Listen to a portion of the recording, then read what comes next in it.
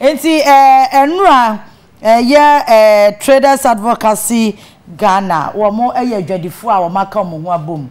Na no mo issue statement is very important to say ye ma wo hu dia yekoso so omaka kire retailers ana say yen say yekwa ye to no ho omo yiyi ne baako no because omo kotu from wholesale na omo de aba shop na ye nya kwa akoto omo si eniema ne bo no de magana for na nwene ho say beba fom na omaka kire retailers no kra say mo nte so because say no to import now the eniema be fro bi ma so aba Ghana ha no wudu port wodo ma taxes aye je won nye tax ketwa omuya no mo say commissioner Emma Customs and Ghana Revenue Authority omo say introduce nkrofo bi wo port ho a omo from a task force na sika omo kra agege won chen no e chen so mo di etua duty kra yi niema no nti say aho kire de omo capital omo sika dwetire omo de kofa niema no kra ehye because o ana task force yaba no age o ana we yaba no age ni nyina so duty ni taxes e ka ho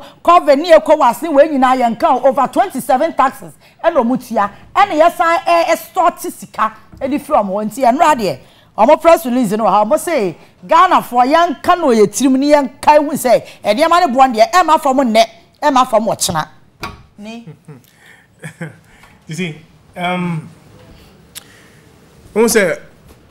say you're relying on taxation or the benyaska, that means you're going to impoverish the people. And baby, are you doing this here? No, there's no local production happening.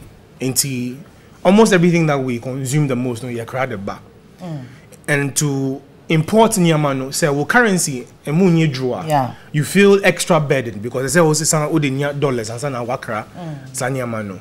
And see what's happening is even businesses that are running today, to me, so people are shutting down their businesses because, of course, share exchange rates, no, and so now share shipping cost, duty, ni customs, things and no.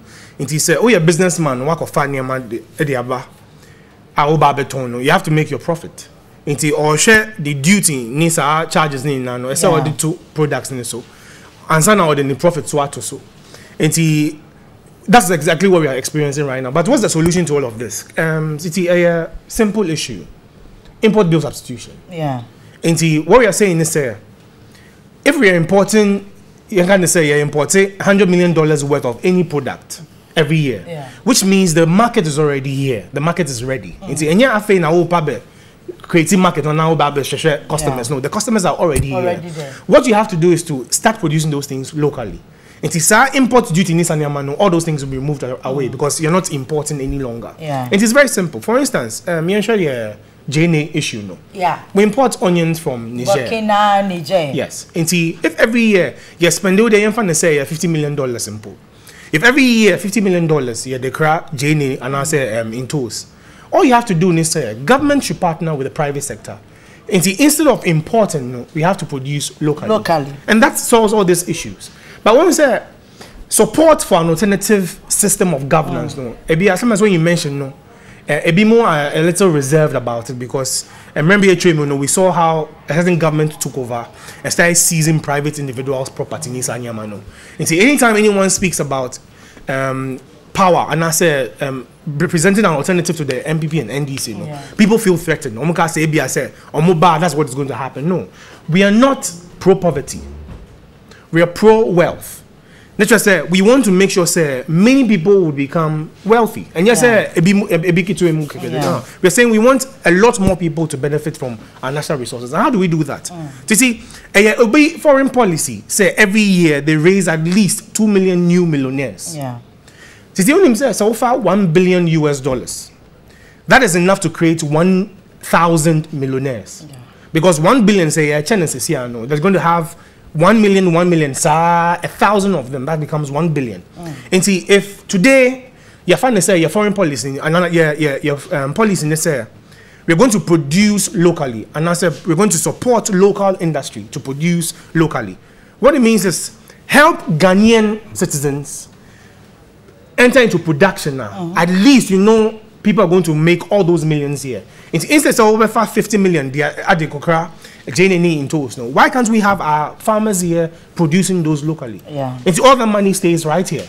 And if every year, let's even be realistic here. So every year we bring 10 more people into that fold to produce what we are consuming here locally, it means Jane and you using $50 million to import, and we can raise 10 new people to start producing that $50 million. No, those 10 people become ultimate millionaires eventually. Yeah. And see, if we focus on just the consumables, they are here consuming the most. Tomatoes, onions, food crops especially. So you're focusing on producing those things locally, you know. It would release the burden of the traders from all of these things. But you see, if you watch Ghana as it is, Ghana is just a raw material producing country.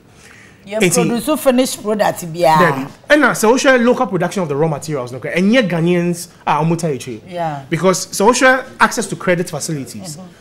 You need local banks and indigenous banks are to be financing such projects. Yeah, exactly. And he said, only local farmer crowd or go into our business. No, and say foreign banks or just ABC. Yeah. And those foreign banks, or money with profits. You know what they do is they expatriate all those monies back to their home countries. And so we are depleting not just the national resources in Ghana, but we are depleting the human resource as well. And see, it's very simple to solve this thing.